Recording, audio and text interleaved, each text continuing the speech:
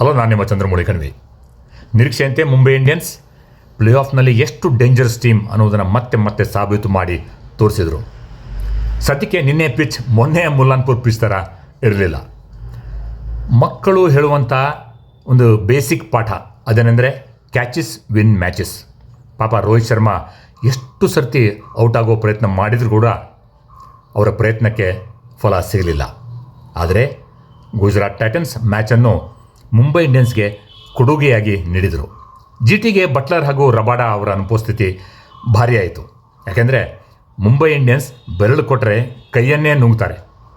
ಆ ಪರಿಸ್ಥಿತಿಯಲ್ಲೂ ಕೂಡ ಗುಜರಾತ್ ಟೈಟನ್ಸ್ ಪರವಾಗಿ ಟೆಕ್ನಿಕಲಿ ಕರೆಕ್ಟ್ ತಲೆ ಬಗ್ಗಿಸಿ ಯಾವ ಅಡ್ಡಾತಿಡ್ಡಿ ಶಾಟ್ ಹೊಡೆಯದೆ ನೇರ ಬ್ಯಾಟ್ ಮೂಲಕ ಬೌಂಡ್ರಿ ಸಿಕ್ಸರ್ ಬಾರಿಸಿದಂಥ ಸಾಯಿ ಸುದರ್ಶನ್, ರೋಷದಿಂದ ಬ್ಯಾಟಿಂಗ್ ಮಾಡಿದಂಥ ವಾಷಿಂಗ್ಟನ್ ಸುಂದರ್, ಆಗ ಮುಂಬೈ ಇಂಡಿಯನ್ಸ್ ಕ್ಯಾಪ್ಟನ್ ಹಾರ್ದಿಕ್ ಪಾಂಡ್ಯ ಬಿಟ್ಟರು ಬ್ರಾಹ್ಮೋಸ್ ಮಿಸೈಲ್.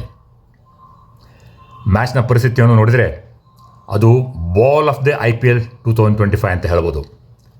ಜಸ್ಪ್ರೀತ್ ಬುಮ್ರಾ, ನಿಮ್ಮ ಸ್ಕಿಲ್ಗೆ ಯಾರೂ ಸರಿಸಾಟಿ ಇಲ್ಲ. ಇದೇ ರೀತಿಯಾಗಿ ಮುಂಬೈ ಇಂಡಿಯನ್ಸ್ ಕ್ವಾಲಿಫೈರ್ 2 ಅಲ್ಲಿ ಪಂಜಾಬ್ಗೆ ಥಳಿಸಿ ಫೈನಲ್ಸ್ಗೆ ಬಂದರೆ RCBಯು ಕೂಡ ಸ್ವಲ್ಪ ಚಳಿ. ಆದರೆ RCBಯ ಈ ಸಲ ಕಪ್ ನಮ್ಮದೇ ಅಭಿಯಾನ ಮೊಮೆಂಟಮ್ ಅಚ್ಚನ ಅಲ್ವೇ?